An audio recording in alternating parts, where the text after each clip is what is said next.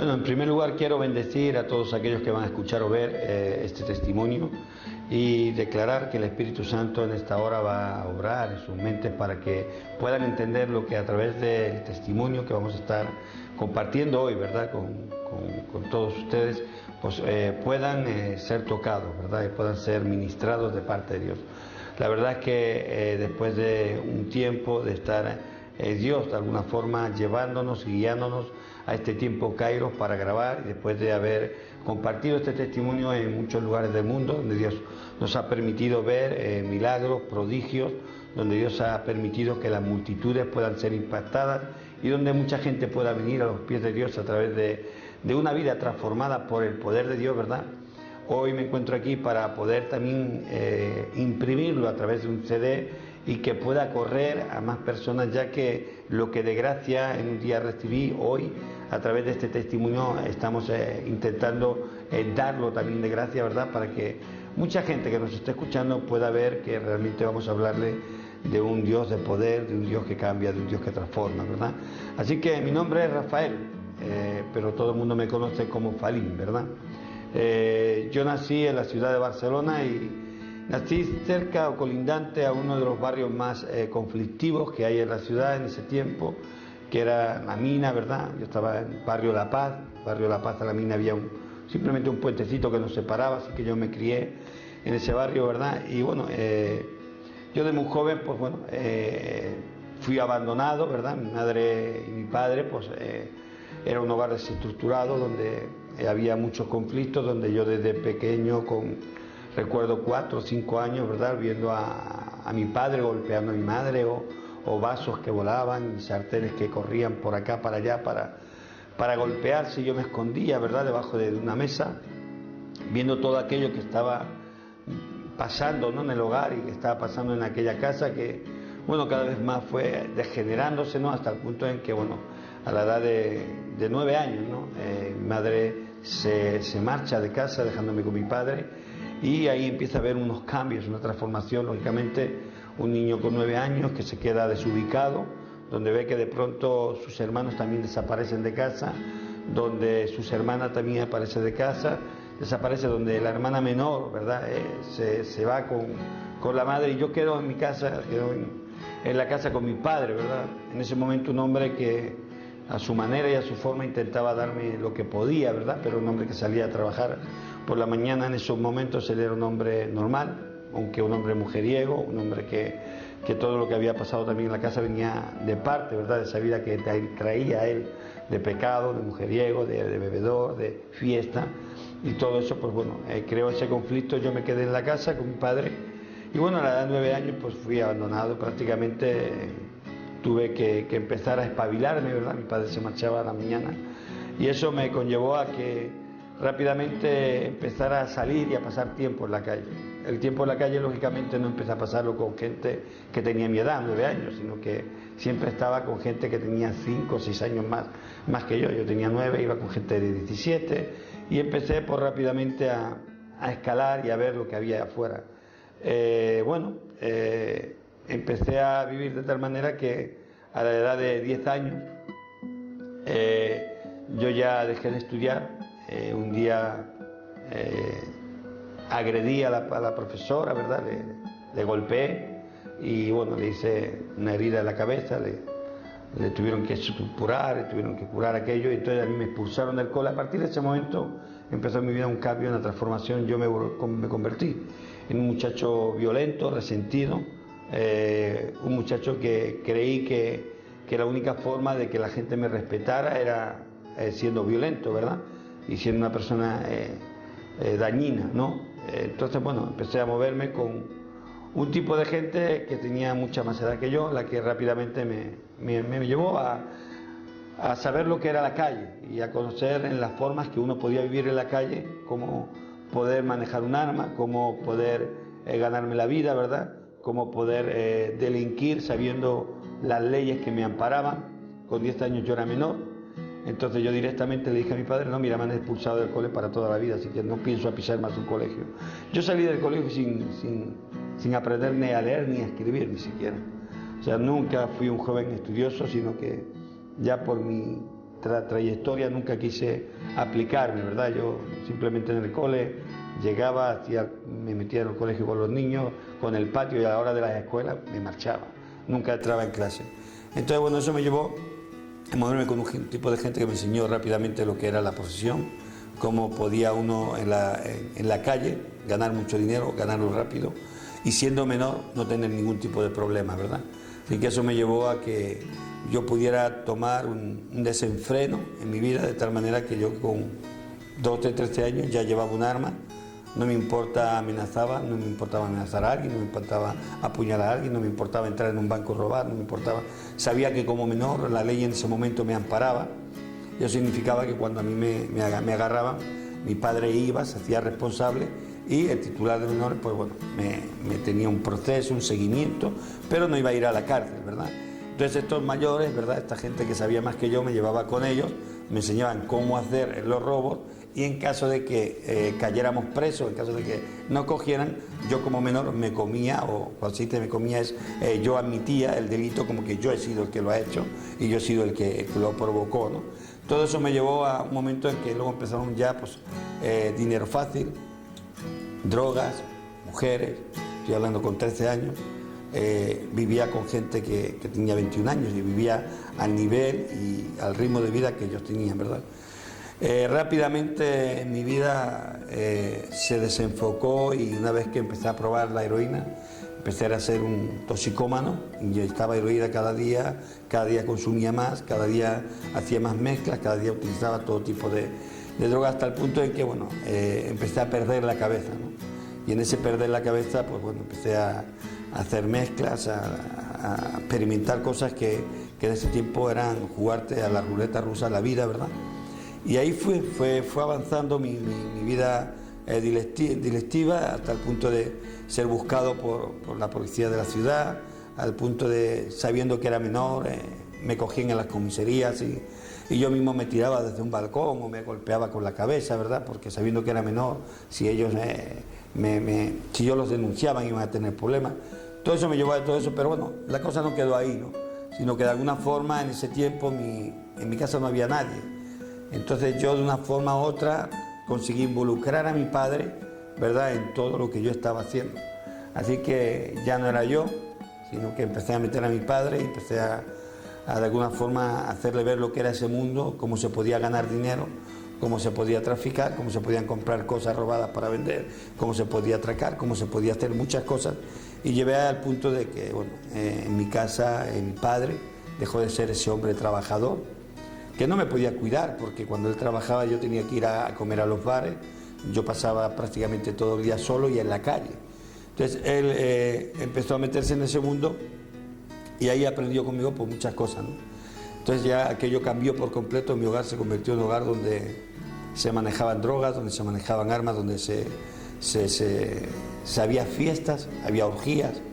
Yo con 13 años yo llegaba a mi casa y me encontraba una orgía con mi padre, a la cual me invitaba a participar, y todo eso fue sucediendo, ¿verdad? Y sin darme cuenta, en esa carrera desesperada, solo me encontraba con una persona que me decía que eso no era la forma ni el estilo y que yo podía ser una persona distinta. En ese caso era mi esposa, era Elena, ¿verdad? Pero yo ignoraba, no hacía caso omiso, sino que preferí seguir así, ¿no? Hasta el punto en que ya estaba en busca de captura, hasta el punto en que con la gente que yo iba a delinquir no quería delinquir conmigo porque me volví muy violento. La gente con la que yo andaba ya no quería andar conmigo porque, me gustaba agredir. Ya llegó un momento en que cuando hacía el robo agredía, tenía esa violencia, ese rencor, ese odio atesorado, que lo soltaba en ese momento de adrenalina, ¿no? Empezaron a suceder muchas cosas, ¿no? Empezaron a rechazarme, empecé a verme solo.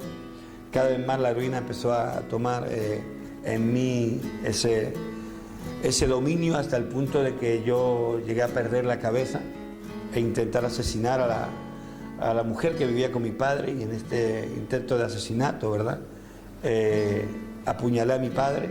Él quedó mutilado de su mano durante toda su vida.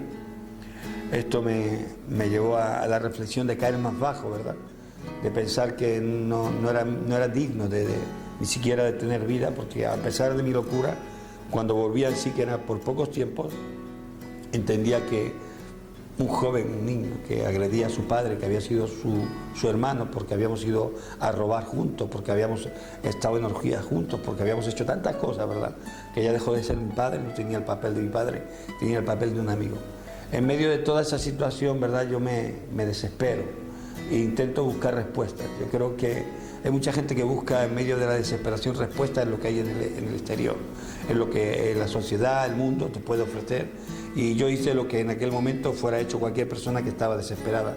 Yo no quería ser así, yo no estaba conforme con lo que yo estaba haciendo, pero no podía evitar, ¿verdad?, tener dentro de mí acumulado tanto odio y tanto rencor. Era muy difícil tener que ir a ver a una madre, y para ver a una madre tener que ir a saber que estaba vendiendo su cuerpo, ¿no? Y en un momento dado tener que decirte, vete porque ahora voy a ir con un cliente, no puedo estar contigo. Era muy difícil, ¿no?, entrar y saber que mi padre tenía otra mujer allí que también hacía la calle y que él le sacaba el dinero. Entonces era un entorno muy complicado. Mi cabeza no entendía, pero sabía que lo que estaba viviendo yo en ese momento era algo que me estaba destruyendo y que yo no quería ser como lo que veía a mi alrededor, pero inevitablemente no podía cambiar, ¿verdad? Tenía en ese momento a la que hoy es mi esposa, Elena. Ella era la única persona que me influía, me decía, tú tienes que salir de esto, no importa que tus padres estén ahí, no importa que te vayan abandonado, hay una respuesta para ti, tú eres una persona que vas a cambiar, tú puedes creer en ti, tú vales. Pero todo aquello era un mensaje que cuando lo recibía en sobrio, pues lo recibía, pero mientras estaban los efectos de la droga, pues arremetía contra ella, la golpeaba. Llegó un momento de locura, ¿verdad?, en que mi vida cogió un desenfreno, en que, bueno, sinceramente yo mismo, ¿verdad?, intentaba quitarme la vida, y estoy hablando que tenía 14 años, a través de sobredosis. Por 3 veces me quise quitar la vida. Intenté hacer otras formas de suicidio, ¿verdad?, ya que me di cuenta que no valía la pena vivir. Yo estaba cansado, con 14 años, tenía a veces mesas con cantidades de heroína, con cantidades de coca, con billetes en la mesa, con oro, de haber hecho atracos, y me sentía la persona más miserable y más vacía del mundo. Y ahí yo empecé a buscar soluciones, como decía antes, con mucha gente que está buscando soluciones. Y empecé a ir a médicos. Los médicos me dieron tratamiento en aquellos tiempos. Metadona era lo que se podía dar. La metadona no la ofrecía el Estado, la metadona tenías que pagarla a través de doctores. Y yo pagaba a través a los doctores para mi tratamiento, para mi cura. Con 14 años yo me iba, atracaba un banco, y después de atracar un banco me iba al doctor a comprar una medicina, porque yo, de alguna forma, aún había algo dentro de mí que me decía, tú no quieres ser así, tú no eres así. Pero aquello era imposible, ¿no? O sea, luego probé con centros, con psicólogos. Por último, recuerdo una de las últimas reuniones de terapia donde se levantó uno de los psicólogos, y después de haber muchos muchachos allí, mirándome a los ojos, me dijo, mira, Falín, aquí hay muchos muchachos y en muchos puedo ver un cambio, pero tú eres un yonki y morirás siendo yonki. No vas a cambiar en la vida, porque tu mentalidad no está preparada. Bueno, lógicamente yo me levanté, me ofendí y lo agredí. Una silla, en fin, todo aquello, marché de aquel lugar, pero aquello ya me quedó plasmado. Entonces dejé de luchar. A partir de aquel momento dejé de luchar por cambiar, y pensé que ya mi destino estaba dicho y estaba hecho. Yo tenía que morir como un drogadicto, como un delincuente o como un yonki de una sobredosis. Ese iba a ser mi destino, y de ahí no iba a cambiar nada. Pero bueno, pasando el tiempo, me empezaron a buscar, la justicia empezó a pasar factura, ¿verdad? Y en una de estas fui al hospital porque me encontraba mal, estaba echando coágulos de sangre por la boca. Entonces me dijeron, mira, tienes un problema, y es que tu hígado se está deshaciendo, y tu hígado estás echándolo por la boca, tienes hepatitis y no vas a poder seguir caminando, así que ingrésate y quédate aquí. Y en aquel tiempo yo dije, no, o sea, darme el alta voluntaria, entonces tampoco podía tomar yo el alta, era menor. Tuvieron que firmar por mí la alta voluntaria para irme, para salir del hospital.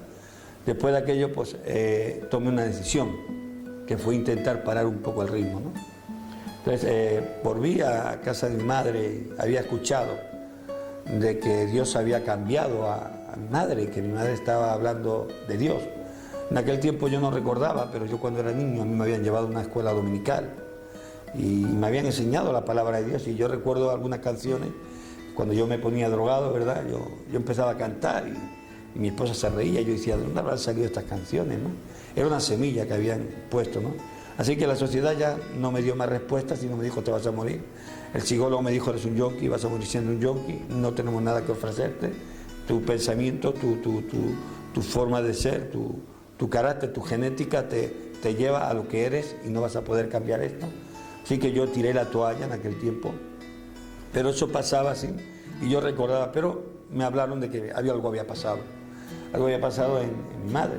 En aquel tiempo, yo hacía mucho tiempo que no veía a mi madre, no nos llevábamos bien, yo no quería mucho saber de ella, yo le tenía odio, yo estaba dañada con todo aquello que ella había hecho conmigo, yo la culpaba, yo decía, bueno, te fuiste y si te llevaste a la pequeña, pero a mí me dejaste en casa, y ¿qué esperabas que pasara conmigo? ¿No? O sea, de alguna forma la culpaba de todo lo que estaba sucediendo, pero la Biblia dice que la paga del pecado es muerte, ¿verdad? Hay jóvenes que sus padres se han separado y no han tenido por qué acabar así. Yo y mis consecuencias eran las que estaba viviendo por lo que yo había decidido hacer con mi vida, ¿verdad? Inconscientemente porque era joven, pero lo había decidido. Entonces, bueno, escuché y fui. Entonces ella me intentó hablar de Dios. Y cuando vi del Dios que me estaba hablando, me arremetí contra ella y le dije, no, ni Dios existe, ni tú puedes tener a Dios, y si existe Dios a ti no te puede perdonar, porque ¿qué Dios te va a perdonar a ti con lo que tú has hecho y con lo que tú eres? Entonces ahí escupí aquel veneno que yo tenía en mi corazón. Pero mi asombro fue cuando a los días me dijeron que mi hermano se dedicaba también al robo, pero un robo a escala profesional, con una banda profesional. Yo andaba con bandas, de hecho, de aquellos jóvenes que empecemos a pincharnos, la primera vez que nos pinchemos heroína, teníamos 11 años, yo tenía 11 años, ellos eran un poco más mayores que yo, pero de aquellos jóvenes hoy están casi todos muertos, quedan algunos y están presos. O sea que yo sabía lo que era todo eso, ¿verdad? Pero mi hermano estaba en otro nivel y me asombró mucho cuando un día fui a visitar a mi hermano para decirle, Juan, tengo un golpe para dar, tengo un trabajo que podemos hacer y vamos a sacar muchos billetes. Y él me dijo, no, Farín, o sea, olvídate, yo he conocido a Cristo, yo no voy a volver a la misma vida. Y yo dije, no, hombre, no, a ti también te ha comido la cabeza, no, hombre, déjame, no vengas tú también ahora como la mamá, a veces que se ha vuelto todo loco, aquí estáis todos en majara. Pero aquello me impactó, porque bueno, yo vi que mi hermano tomó una decisión, y que yo le llamaba y que él no, y me decía que no iba conmigo, y le ofrecía buenos trabajos, y que no. Y yo recuerdo que él cortó el interfono, y bueno, en medio de todo aquello, él había tenido una experiencia con Dios, cosa que yo no me imaginaba nunca que pudiera existir, o que pudiera pasar, ¿verdad?, en la vida de un hombre. No pensé nunca que un hombre como mi hermano, que robaba conmigo, pudiera ser transformado por Dios. Ahí llegué a un momento en que, bueno, me cogen, empiezan a venir la cárcel, empiezan a venir los pleitos, salgo de la edad de menor, entro a los 16 años, y ahí empiezan a venir ya las condenas más serias, los robos ya son más serios. Y en medio de todo eso, pues me dicen que que me muero, que me voy a morir, que tengo una enfermedad que se llama SIDA, que me dan el artículo 60 para que me marche a casa y ahí muera. En medio de esa situación yo salgo de aquella cárcel, de aquella prisión, con una sentencia de muerte, pero me llevan a casa de mi madre para cuidarme junto con mi esposa, y en ese tiempo me dicen que escuché una radio de un hombre que habla de Dios. Y en aquel radio que escuché, de pronto escuché una voz de un hombre que se llamaba Falín, se llamaba como yo me llamaba Rafael, pero todo el mundo me conocía como Fali, ¿verdad? Y ahí ese hombre empieza a hablar de que Dios le ha transformado. Y aquella noche pues yo tomo una decisión de llamar a la radio, un poco impulsada por mi esposa, ¿verdad? Ahí ella estaba empujándome, llama, pero ¿qué te cuesta? ¿Pero qué más te da? Pero lo has probado todo, pero ahí llama por teléfono, y yo le dije, no, si quieres llamar tú, llamas tú. Entonces ella llamó, y cuando ella llamó, ella hacía poquito que había tenido un encuentro con Dios. Cuando aquel hombre le habló, le dijo, sí, dime, y dice, mira, yo no te llamo para ti, llamo para mi novio, yo quiero que cambie mi esposo, mi novio. y me pasó el teléfono, un poco a traición, ¿verdad? Yo no quería coger, yo decía, tú llama y pídele que ores por mí, pero yo no quería coger el teléfono. Y bueno, siempre me acordaré que aquel hombre habló conmigo, me dijo, mira, tú tienes una respuesta, estás escuchando testimonio, pero tú tienes que empezar por algo, reconocerte basura. Y aquello a mí me impactó, me chocó, me llené de ira, y yo pensé entre mi basura, tú me vas a decir a mi basura, si yo te cojo te quito la vida, o sea, tú no me llamas a mi basura. Yo me puedo reconocer una basura, pero tú no me llamas a mi basura. Aquello me hinchó de ira y rápidamente intenté cortar la conversación. Y dije, sí, está bien, pero le colgué, pero seguí escuchando.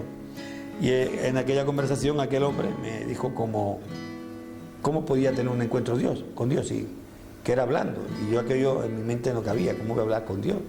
Yo pensé, si Dios existe, Dios está esperándome, pero no me está esperando para darme un trofeo, está esperándome con una garrota para darme hasta el carnet de identidad, decimos aquí, ¿verdad? Porque si alguien se merecía que le golpearan, pues quizá era yo, ¿no? Yo recuerdo que yo iba a la iglesia, robaba la caja, tuve secuestrado al cura durante 3 días, o sea, entonces decía, si Dios existe, me tiene que estar esperando, pero para nada bueno, o sea, me tiene que estar esperando para ajustar cuentas conmigo, ¿no? Como yo ajustaba la cuenta con la gente, digo, tiene que estar esperándome para ajustar cuentas. Nunca me imaginé que Dios fuera así, ¿no? Pero una noche, desesperadamente, en la que ya no había más respuesta, en la que los psicólogos no me daban respuesta, en la que el médico no me daba respuesta, en la que mi familia se avergonzaba de mí, donde mi hermano me veía tirado en las esquinas, tirado por acá, escuchaba lo que yo estaba haciendo, en los líos que me metía, y toda mi familia se avergonzaba de mí. Aquella noche tomé una decisión y dije, voy a probar. No me cuesta nada. He probado con psicólogos, he probado con tratamientos, he probado encerrándome en un cuarto, he probado pidiendo ayuda a mi esposa, he probado de todas las maneras y solo me queda probar a Dios. Y aquella noche yo me metí en un cuarto y le dije, Dios, yo tengo una oración muy corta para ti.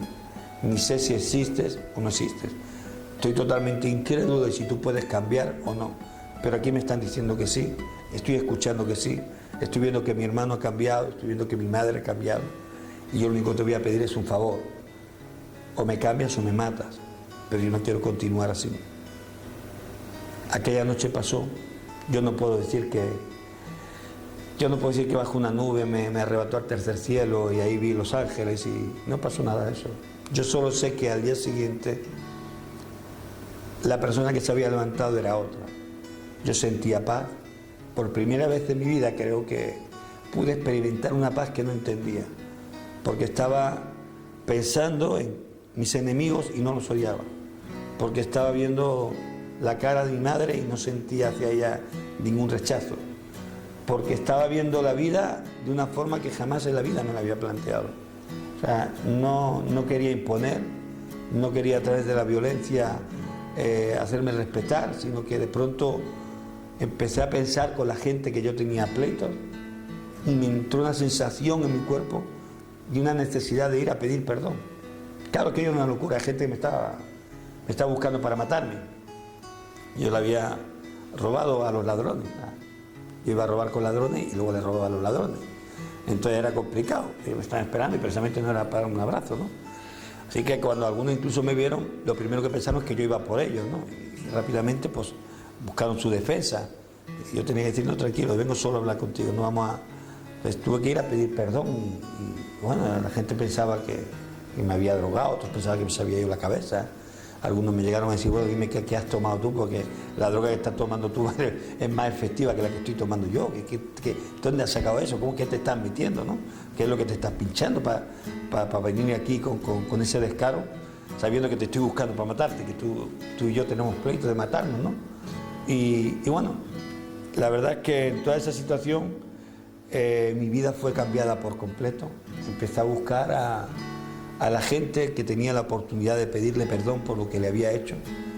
Empecé a respetar a mi esposa, empecé a mirar al mundo, empecé a amar a la gente. Yo no entendía, o sea, lo que estaba pasando. Yo odiaba a la gente. O sea, yo era un hombre que odiaba, estaba lleno de ira. Yo recuerdo que en ocasiones yo caminaba por la calle y alguien venía a pedirme un cigarro y solo por pedirme un cigarro yo era capaz de apuñalarlo o golpearlo, coger un bate de béisbol y un palo y darle palazo y decirle vete a robar y bueno, le ponía ahí, solo porque mi mujer lloraba, pero si no te ha hecho nada, te ha pedido un cigarro. Estaba cargado de violencia, pero es que no sabía qué pasaba. Yo no entendía lo que pasaba, pero yo veía a la gente y amaba a la gente. Veía a mis enemigos y amaba a mis enemigos. Veía a mi madre y amaba a mi madre. Veía a mi padre y amaba a mi padre. Y yo decía, no puede ser. Este sentimiento que yo tengo no puede ser. Y era que Dios había hecho un nuevo hombre. La Biblia dice, si alguno está en Cristo Jesús, nueva criatura es. Las cosas viejas pasaron, he aquí, todas son hechas nuevas. Cuando Dios hizo esa transformación yo no la entendía, ¿verdad? Pero bueno, ahí estábamos con mi esposa. Era difícil, no fue fácil, de tener mucho dinero, de tener todo aquello que yo quería, a pesar de tener a mi esposa, tener drogas, tener mujeres, tener aquellas cosas que yo quería alcanzar.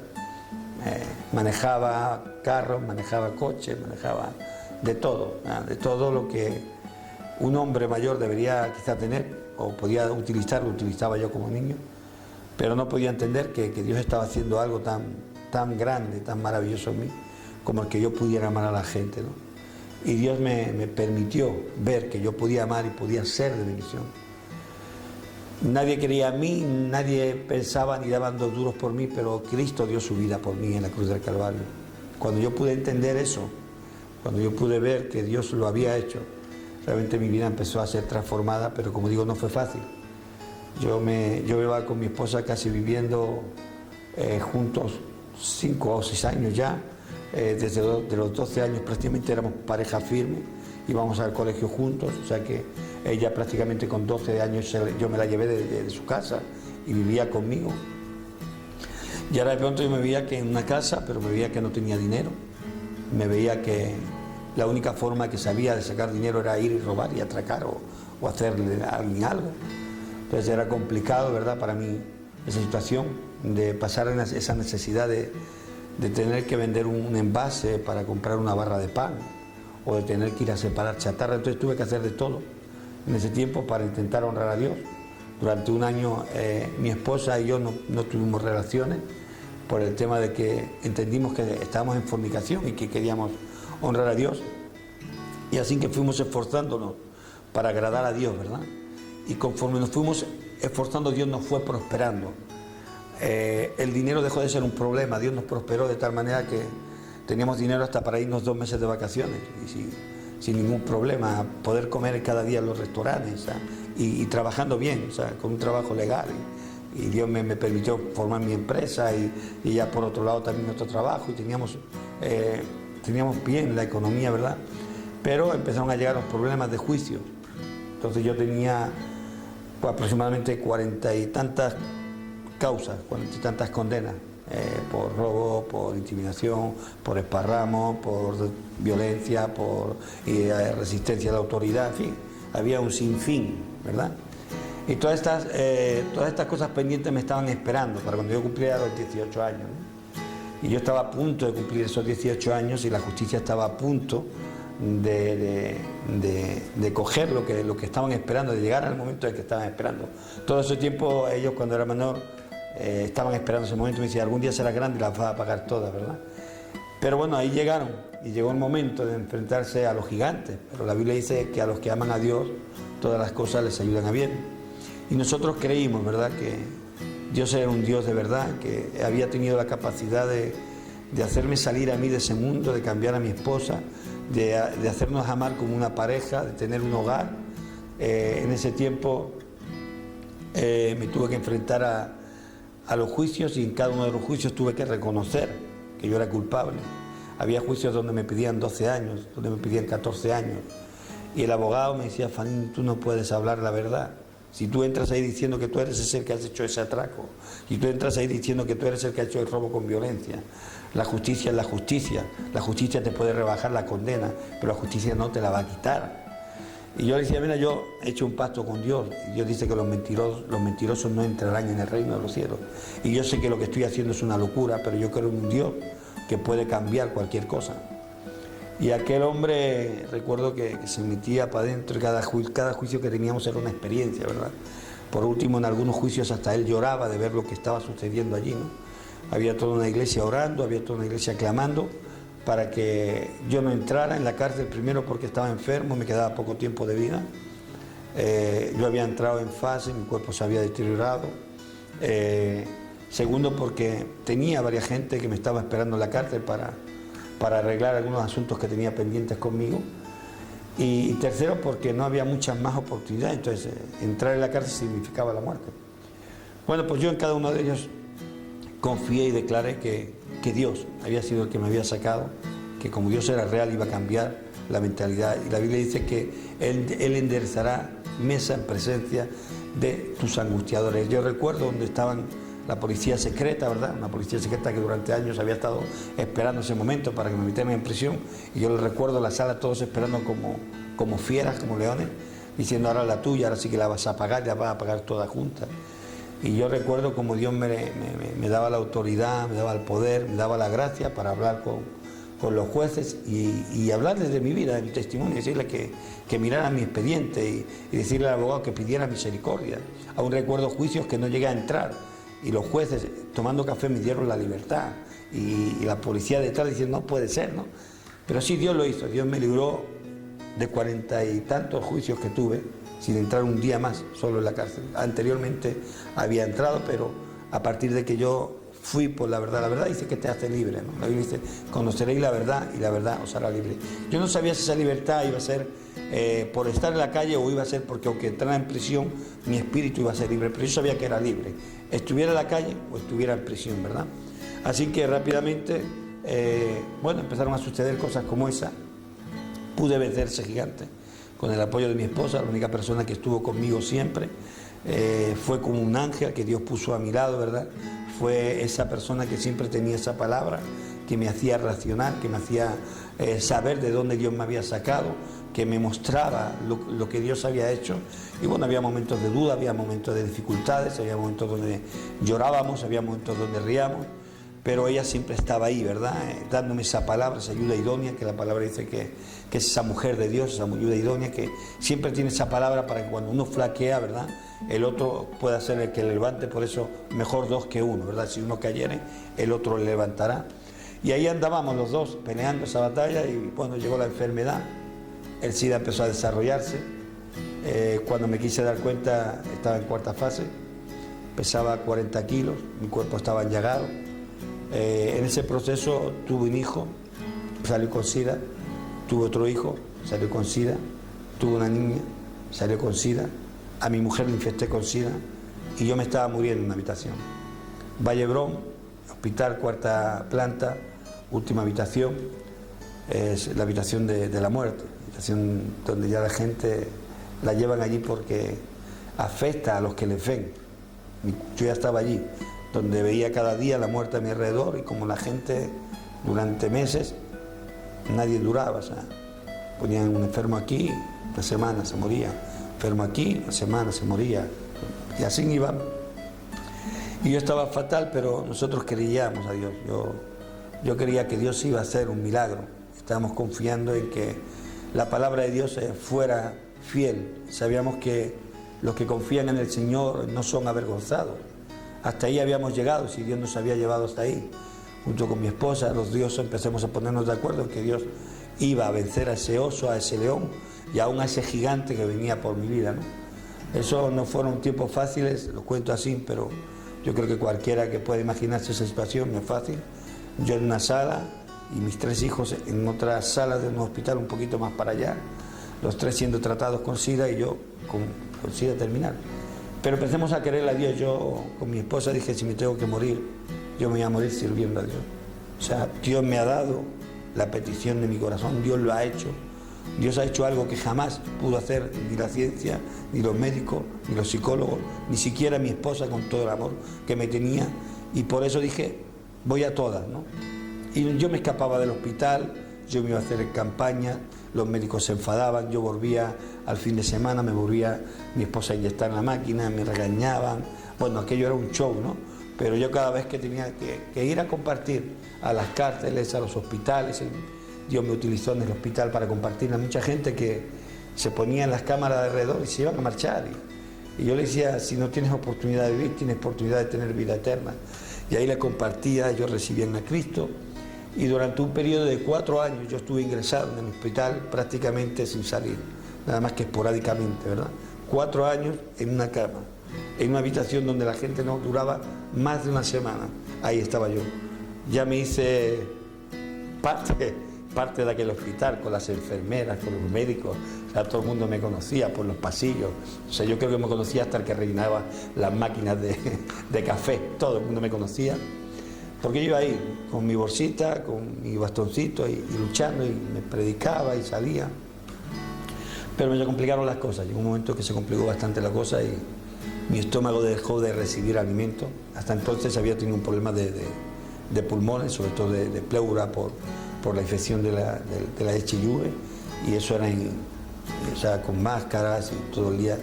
Entonces llegó un momento en que ya no podía, mi cuerpo no digería la carne, la comida, y dejé de comer 1 mes, 2 meses, 3 meses.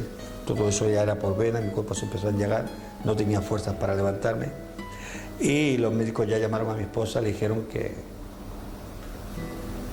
llamara a la familia, que posiblemente esa noche me marchaba, que no había mucha más esperanza, 24, 48 horas, pero mi cuerpo ya estaba tan debilitado que ya no había ninguna respuesta. Ellos me ponían en las camas de hielo, ellos probaban con tratamientos nuevos, antibióticos nuevos, iban probando. Ahí sí que realmente ellos ya no sabían cómo hacer y probaron todas las alternativas. Y yo recuerdo que aquella noche tarde, en el que mi cuerpo ya no reaccionaba, había momentos de lucidez y momentos que no sabía, ¿verdad? Aún yo ahí hasta escribía canciones, porque mi esposa cantaba flamenco, y yo le escribía en medio del dolor, escribía las canciones. Y yo recuerdo que bueno, nos poníamos ahí a cantar los dos, ella me daba la mano, yo se la daba a ella, y los dos nos poníamos a cantar al Señor. Pero recuerdo que aquella noche empezó a venir la familia, que tanto nos habían, de alguna forma, tanto nos había juzgado, incomprensión de ver que nuestra fe nos había llevado a hacer cosas que según ellos eran locuras, ¿verdad? Pero en medio de todo aquello vino la familia, y yo recuerdo que yo le dije a mi esposa, yo no quiero que entre nadie, o yo no me he muerto. Cuando me muera, que hagan lo que quieran, si quieren entrar. Pero yo mientras crea, mi fe va a seguir firme en que Dios va a hacer un milagro. Y así que le dije que no dejara entrar a nadie. Aquella noche yo sentí una palabra fuerte, muy fuerte, junto con mi esposa, los dos tomando de la mano. Y sentí una palabra que me decía, yo soy la resurrección y la vida. El que crea en mí, aunque esté muerto, vivirá. Yo no sabía si era que yo estaba medio con fiebres altas, si es que estaba en ese sueño alucinógeno, pero yo volvía a escuchar aquellas palabras. Yo soy la resurrección y la vida. El que crea en mí, aunque esté muerto, vivirá. Y yo le dije a ella, Elena, esto me está hablando Dios, entre susurros, porque no me quedaba ni voz, ¿verdad? Ahora como ahora, ¿no? Que se te va yendo con la emoción, pero no me quedaba ni voz. Y aquella noche nos dimos la mano y dijimos, esta es la palabra que Dios nos está diciendo. Con que yo muera, yo voy a resucitar. Yo creo que aquella noche yo pude morir, o creo que aquella noche más bien morí, pero creo que Dios me resucitó. Yo no sé qué pasó aquella noche, yo quedé dormido. Nadie esperaba que pasara mucho más tiempo, pero yo me levanté al día siguiente. Y yo le dije a mi esposa, dile a la doctora que me traiga un yogur. O me traiga no conocía el yogur, o un batido, primero pedí. Una de las dos cosas. Entonces la doctora dijo, no, es imposible. O sea, si le damos algo, la reacción de todos los medicamentos que tiene va a hacer que eso sea una bomba en su cuerpo, en su estómago. Entonces sí que va a ser un problema. Si está sin dejarlo que muere, que no, o por lo menos que no sufra, que no, porque eso va a traer mucho dolor. Pero yo le insistí y le dije, no, yo quiero que me traigan y me trajeron un yogur. O un batido, no recuerdo. Luego me trajeron otro batido. Luego me trajeron un yogur. Al día siguiente me volvieron a traer un yogur, batido, papilla, una sopa. En menos de una semana yo ya estaba alimentando prácticamente mi cuerpo con cosas no muy sólidas.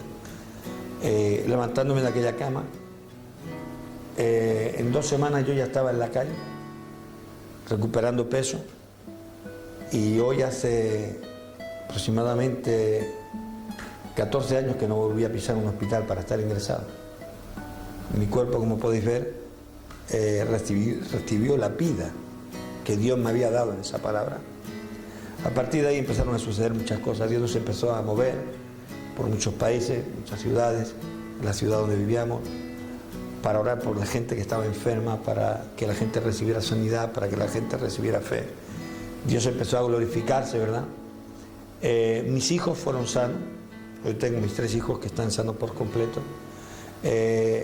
Yo soy un muerto viviente. Soy un muerto viviente. Durante 18 años he sido un muerto viviente. Ahora contaré la última parte porque es importante. ¿Sabes? Durante 18 años yo he existido, he vivido, algo que es ilógico para los médicos, sin tener ni una sola defensa. Viajando, recorriendo el mundo, trabajando, haciendo grandes esfuerzos. Y durante esos 18 años mi sistema inmunológico había muerto. Pero Dios es fiel, y Dios es fiel a su palabra, ¿verdad? Y cuando hay algo muerto, Dios no tiene problema en resucitarlo. Yo no sé qué se te ha muerto, un sueño, una ilusión, quizá crees que es imposible, quizá crees que ya se acabó el tiempo, pero te quiero decir que sí que hay un tiempo, que sí que hay un sueño que se puede cumplir en Dios si tú crees, porque al que crees todo le es posible. Después de 18 años, ¿verdad? Ahora me llamó la doctora para decirme que después de esos años, por completo, mi sistema inmunológico había recibido vida y me encontraba con 600 defensas. Esos 16 años yo los pasé sirviendo al Señor, yendo a predicar a las calles. Desde que me convertí y entregué mi vida a Cristo, entendí que mi vida no me pertenecía. Es una palabra para aquellas personas que un día le dijeron al Señor: Señor, te entrego mi vida. Te quiero invitar a que no la vuelvas a recibir. No vas a tomar tu vida. Si se la entregaste, dásela, porque te aseguro que no hay ninguna otra mano mejor que las del Maestro. Yo se la entregué y Dios la tomó y nunca más se la pedí. Y Él ha hecho de mí todo lo que Él ha hecho. Él nos dio un ministerio, Él nos dio una iglesia preciosa. Empecemos en lo poco. Dios nos llevó al lugar de donde nos sacó, donde la gente nos conocía. Hemos estado sirviendo al Señor continuamente. Desde entonces Dios nos ha ido bendiciendo cada vez más. Llegó un momento en que nos engrandeció, ensanchó las estacas en el lugar de nuestros fracasos, en el barrio donde la gente me conocía como el yonki, como el traficante, como el atracador. La gente empezó a venir a buscarme para recibir una palabra de consuelo, una palabra de parte de Dios. Junto con mi esposa, luego cambiamos de iglesia, volvimos a abrir una iglesia más grande. Hoy estamos en un local importante en la ciudad de Barcelona.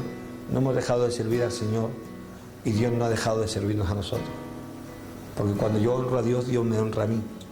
Hoy estamos en un proyecto que ya no es un proyecto, es una realidad. Durante muchos años creímos en los medios de comunicación, porque yo fui un hombre tocado, impactado, y recibí la palabra por una emisora de radio. Así que yo creía en los medios de comunicación. Durante muchos años estuvimos orando. Y bueno, Dios nos entregó hoy en la ciudad de Barcelona una iglesia preciosa, una radio y una televisión. Todo esto producto de un milagro, porque no había finanzas. Los dueños de esta radio, de esta televisión,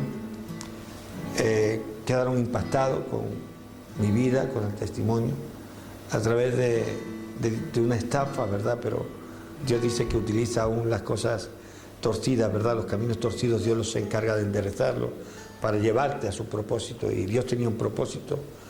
La vida de Dios sigue hoy en mi vida, la vida de Dios sigue hoy en mi esposa. No vamos a morir, porque hay plan, hay diseño de Dios. Nuestros hijos están sirviendo al Señor. Hoy tengo a mis hijos involucrados en radio, televisión, en la alabanza, ¿verdad? Y todas estas maravillas no son nada para lo que viene y para lo que ha de venir, porque yo sé que Dios va a superar aún las expectativas que cualquier hombre y cualquier mujer pueda tener. Mi expectativa no era llegar hasta aquí. Nadie creía en mí. Todos pensaron que aquel joven que se había convertido estaba bien, no se iba a ir al infierno y se iba a ir al cielo, pero no iba a pasar de ahí.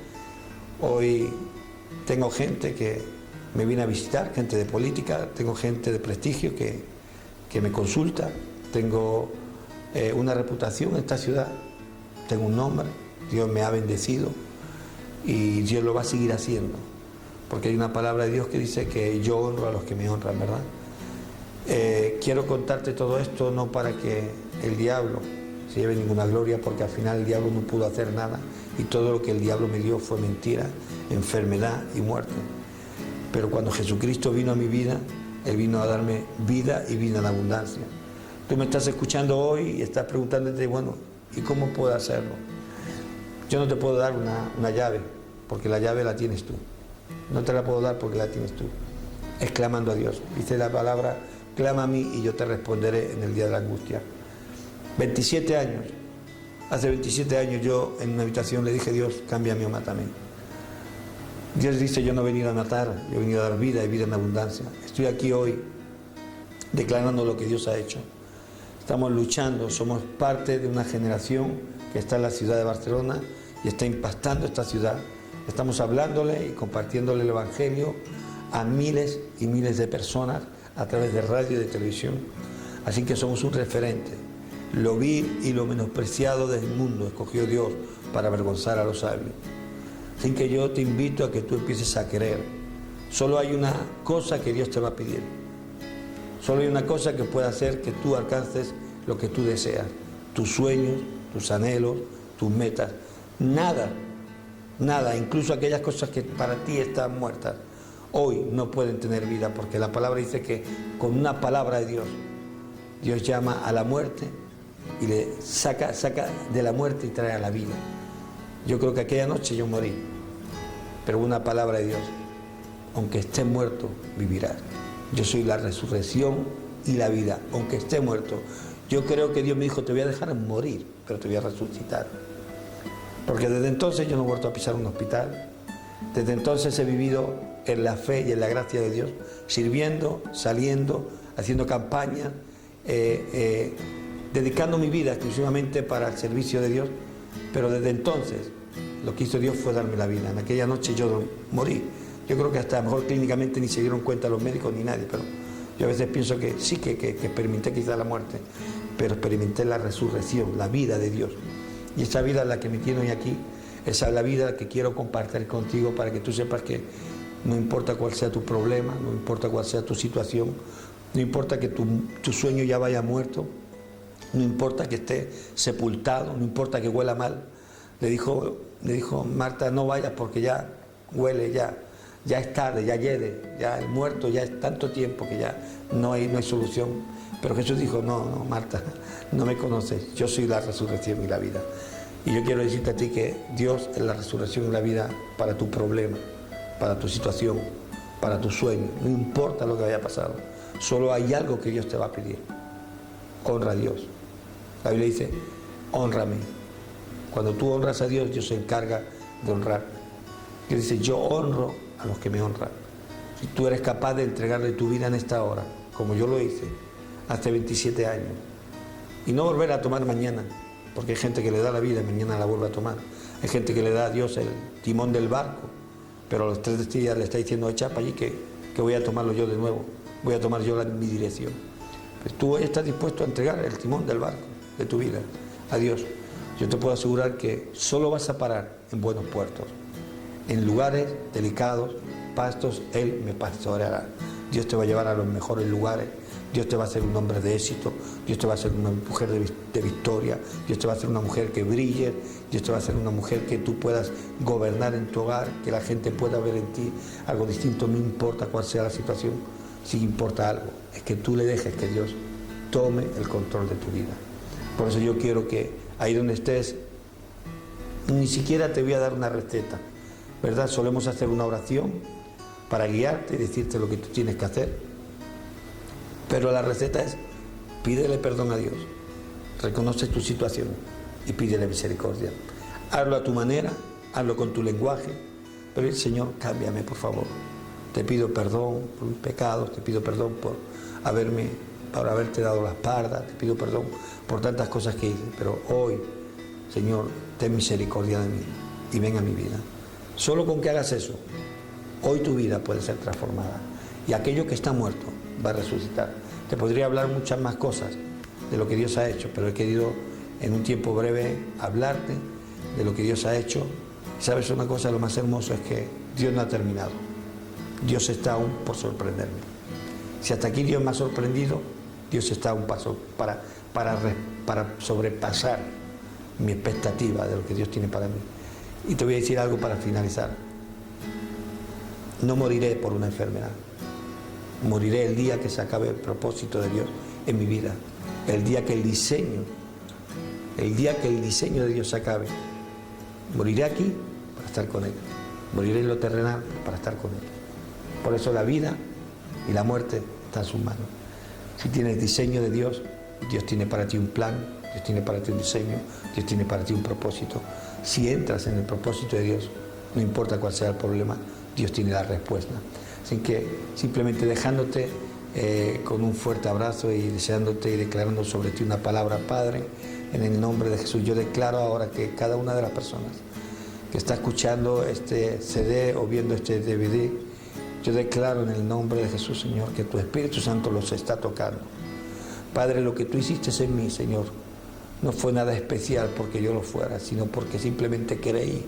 Y yo declaro que ahora los que escuchan están creyendo que tú puedes obrar en sus vidas.